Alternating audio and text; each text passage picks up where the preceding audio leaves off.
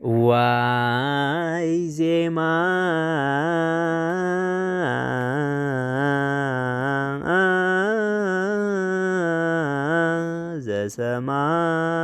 ዘሰማይኩ በሰማይ መላእክት ቅዱሳን እንዘይብሎ ቅዱስ ቅዱስ ቅዱስ እግዚአብሔር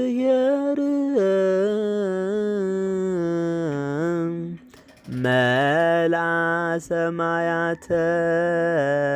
ወምድረ ቅድሳተ ስብሐቲከ ሰላም ለክሙ አሃውየ ወአሃትየ አበውየ ወአኢማትየ እፎ ሃሎክሙ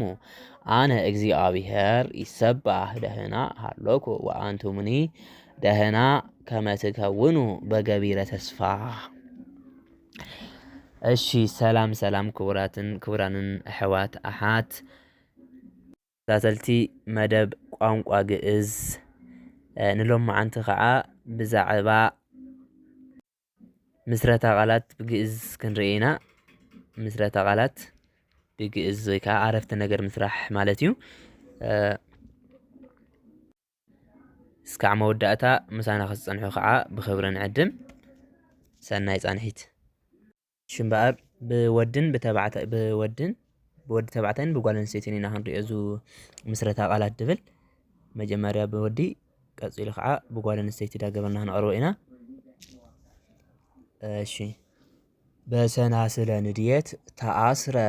አልዓዛር በሰናስለ ንድየት ተኣስረ አልዓዛር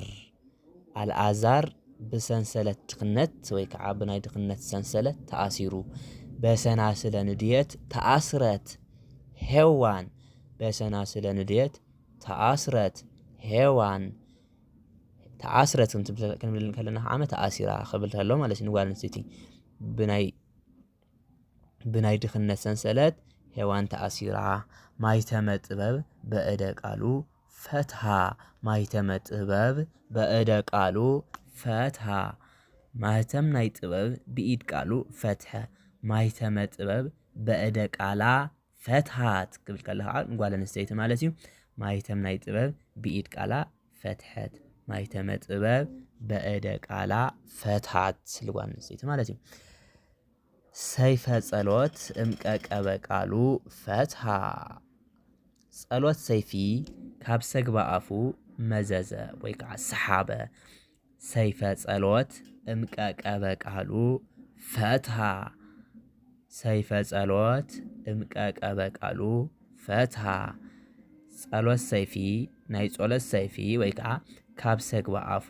መዘዘ ንወዲ ተባዕታይ ንጓል ኣንስተይቲ ከዓ ሰይፈ ጸሎት እምቀቀበ ቃላ ፈትሃት ሰይፈ ጸሎት እምቀቀበ ቃላ ፈትሃት ጸሎት ሰይፊ ካብ ሰግባ ልባ ወይ ካብ ሰግባ ኣፋ መዚዛ ወይ ከዓ መዘዘት። በእግረ ልቡ ፍኖተ ጥበብ ተመርሃ በእግረ ልቡ ፍኖተ ጥበብ ተመርሃ በእግሪ ልቡ መንገዲ ጥበብ ተመርሐ በእግረ ልቡ ፍኖተ ጥበብ ተመርሃ ንወዲ ተባዕታይ እዙይ ንጓል ኣንስተይቲ ከዓ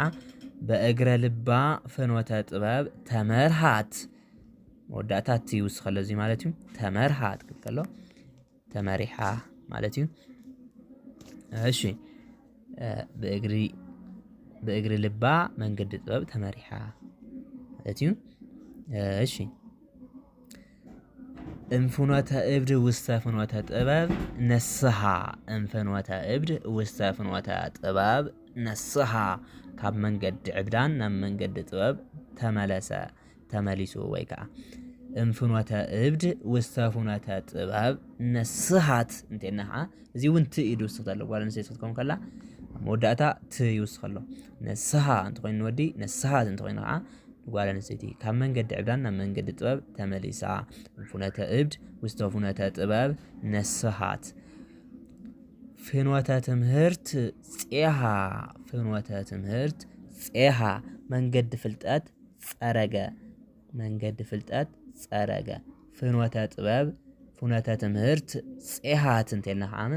ንጓል ኣንስተይቲ ትዩ ስለዚ እውን ፍኖተ ትምህርት ፄሃት መንገድ ፍልጠት ጸሪጋ ወይ ከዓ ጸረገት መልበሰ አሚን ተዓጽፈ መልበሰ አሚን ተዓጽፈ ክዳን እምነት ተወንዘፈ መልበሰ አሚን ተዓጽፈ ንጓል ኣንስተይቲ ከዓ መልበሰ አሚን ተዓጽፈት መልበሰ አሚን ተዓጽፈት ክዳን እምነት ተወንዚፋ ወይ ከዓ ተወንዘፈት እምዓለመ ስርናይ በመስኤ ስርየት ክርዳደ ኃጢአት አስተናጽሃ ካብ ዓለም ስርናይ በመስኤ ስርየት ክርዳድ ኃጢአት አንጸኸ እምዓለመ ስርየት በመስኤ ስርየት እምዓለመ ስርናይ በመስኤ ስርየት ክርዳደ ኃጢአት አስተናጽሃ እምዓለመ ስርናይ በመስኤ ስርየት ክርዳደ ኃጢአት አስተናጽሃ ካብ ዓለም ስርናይ በመስኤ ስርየት ክርዳድ ኃጢአት አንጸኸ ንጓል ኣንስተይቲ ክኸውን ከሎ ከዓ እምዓለመ ስርናይ በመስኤ ስርየት ክርዳድ ኃጢአት አስተናጽሃት አስተናጽሃት ትይውስ ከሎ እዚ እውን ካብ ዓለም ስርናይ በመስኤ ስርየት ክርዳድ ኃጢአት አጽርያ ወይ ከዓ አጽሃ በእደ ቃሉ ቀርነ ስባሄ ነፍሃ በእደ ቃሉ ቀርነ ስባሄ ነፍሃ ብኢድ ቃሉ መለኸት ምስጋና ነፍሐ ንጓል ኣንስተይቲ ክኸውን ከሎ ከዓ በእደ ቃላ ንወዲ ተባዕታይ ቃሉ ክብል ፀኒሑ ንጓል ኣንስተይቲ ከዓ ቃላ በእደ ቃላ ቀርነ ስባሄ ነፍሃት ነፍሃ ዝበለ ንወዲ ተባዕታይ ከዓ ነፍሃት ንጓል ኣንስተይቲ ብኢድ ቃላ መለኸት ምስጋና ነፊሓ ወይ ከዓ ነፍሐት ውስተ ምድረ ልቡ ደብተራ አእምሮ ተከለ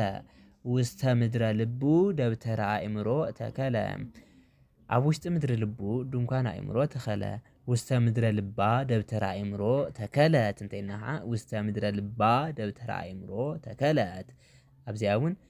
ውስተ ምድረ ልቡ ክንብል ፀኒሕና ውስተ ምድረ ልባ ይብል ኣሎ ማለት እዩ ንጓል ኣንስተይቲ ከዓ ደብተራ አእምሮ ተከለት ኣብ ውሽጢ ምድሪ ልባ ድንኳን አእምሮ ተኸለት እመትከፈ ልቡ አርዑተ ቂም አቅለለ እመትከፈ ልቡ አርዑተ ቂም አቅለለ ካብ ክሳድ ልቡ አርዑት ቂም አቅለለ እመትከፈ ልቡ ዝበለን ጓል ኣንስተይቲ ከዓ እመትከፈ ልባ አርዑተ ቂም አቅለለት አቅለለት ትይውስ ከለዚ እውን ካብ ክሳድ ልባ አርዑት ቂም አቅሊላ በሰሌዳ እግሩ ፊደለ ቀኖት ተስእለ ኣብ ሰሌዳ እግሩ ፊደል ሽንካር ተሳለ በሰሌዳ እግሩ ፊደለ ቀኖት ተስእለ ንወዲ ተባዕታይ በሰሌዳ ንጓል ኣንስተይቲ ክኸውን ከሎ ከዓ በሰሌዳ እግራ ይድብል እግሩ ዝበለ እግራ ፊደለ ቀኖት ተስእለት ትይውስ ከለዚ እውን ፊደለ እግራ ተስእለት ኣብ ሰሌዳ እግራ ፊደል ሽንካር ተሳእለት ሲበተ ህሊና በቅብአ ተስፋ አጥለለ ናይ ህሊና ሽበት በቅብአ ተስፋ አለምለመ ሲበተ ህሊና በቅብአ ተስፋ አጥለለ ናይ ህሊና ሽበት በቅብአ ተስፋ አለምለመ ሲበተ ህሊና በቅብአ ተስፋ አጥለለት ሲበተ ህሊና በቅብአ ተስፋ አጥለለት ናይ ህሊና ሽበት በቅብአ ተስፋ አለምለመት እግረ ህይወቱ ደብረ ህልፈት ተልእለ እግረ ህይወቱ ደብረ ህልፈት ተልእለ እግረ ህይወቱ ልዕሊ እምባሞት ተላዕለ እግረ ህይወታ ደብረ ህልፈት ተልእለ እንተይልና ዓመ እግረ ህይወታ ልዕሊ እምባሞት ተላዕለ እዚኣ እውን ሩቅ ጸርከ ዲፈተ ሞት ያስተርኢ ጥብሎለ ሩቅ ጸርከ ዲፈተ ሞት ያስተርኢ ጥብሎለ ዕሩቕ ጸላኢኻ ሓርቢ ሞት ተጠቕሊሉ የርኢ ኣሎ ሩቅ ጸርኪ ንጓል ኣንስተይቲ ከዓመ ሩቅ ጸርኪ ዲፈተ ሞት ያስተርኢ ጥብሎለ ዕሩቕ ጸላኢኺ ሓርቢ ሞት ተጠቕሊሉ ይረአ ኣሎ ታቦተ ልቡ በወርቂ አሚን ቀፈለ ታቦተ ልቡ በወርቂ አሚን ቀፈለ ታቦት ልቡ በወርቂ ሃይማኖት ለበጠ ታወተ ልባ በወርቀ አሚን ቀፈለት ክብል ከለ እዚ ከዓ ታወት ናይ ልባ በወርቀ ሃይማኖት ለበጠት ንጓል ኣንስተይቲ ታወተ ልባ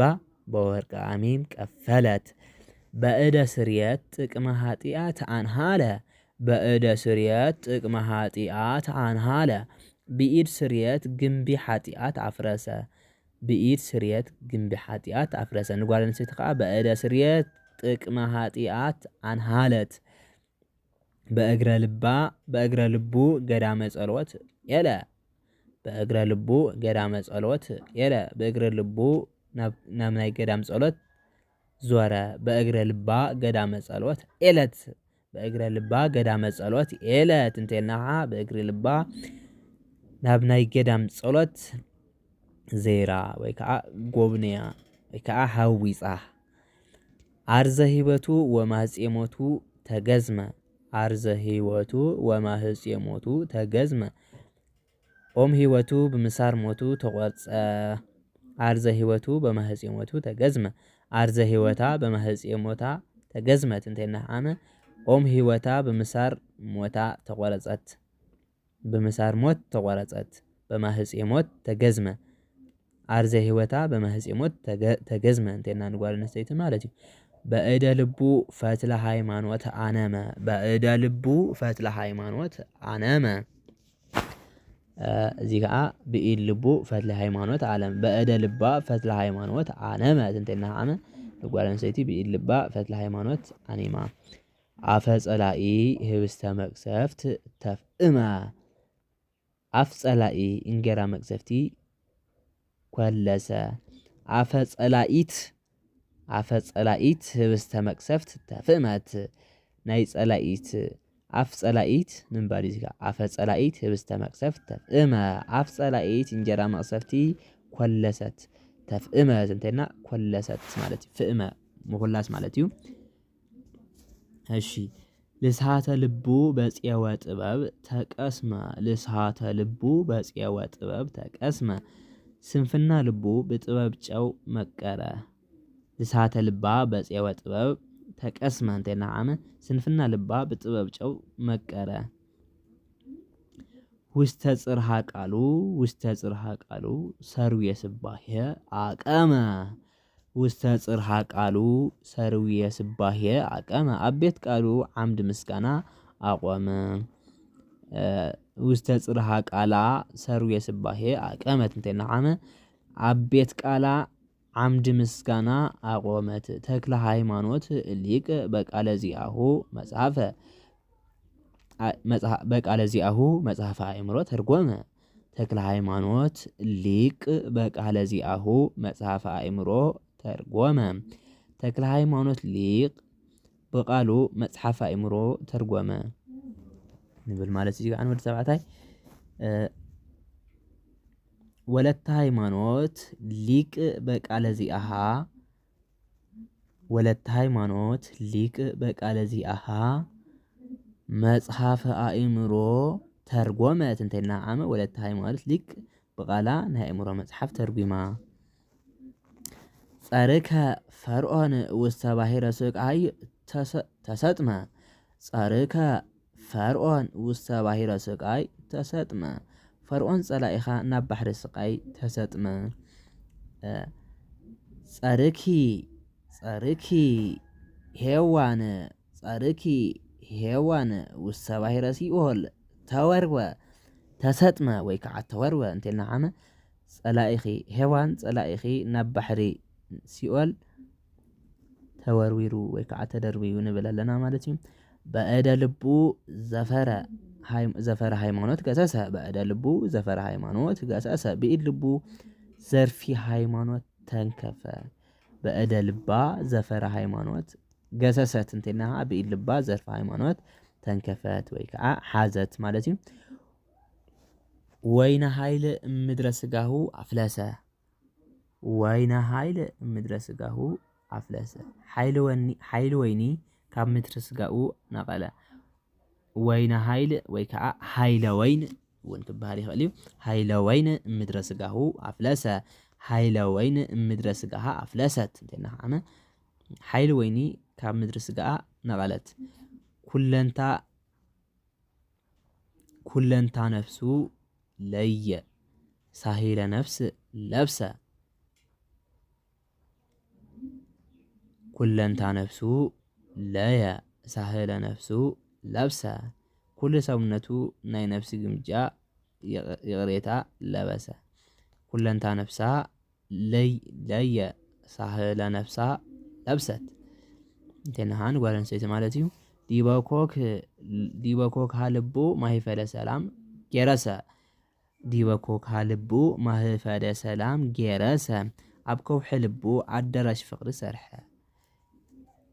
ማህፈደ ፍቅር እንተይሉ ከዓ ማለት ነው። ማህፈደ ሰላም እንተይሉ አዳራሽ ሰላም ማለት እዩ። ማህፈደ ፍቅር እንተይሉ ከዓ ናይ ፍቅሪ አዳራሽ ዲበኮክ ሃልባ ማህፈደ ሰላም ጌረሰት እንተይልና ከዓ ንጓል ኣንስተይቲ ኣብ ከውሒ ልባ አዳራሽ ፍቅሪ ሰርሐት። በእግረ ልቡ ገዳመ አሚን ጌሰ በእግረ ልቡ ገዳመ እምነት ከደ በእግረ ልቡ ገዳመ አሚን ጌሰ እሺ ንጓል ኣንስተይቲ ከዓ በእግረ ልባ ገዳመ አሚን ጌሰት በእግረ ልባ ገዳመ አሚን ጌሰት እምበኣር ንሎም ማዓንቲ ኣብዚ ኣኽለና ኣብ ቀጻሊ እስካዕ ንረኸብ ሰሰናዩ ንኹላትና ይኹን ወስብሓት ለእግዚአብሔር ወለወላዲቱ ድንግል ወለመስቀሉ ክቡር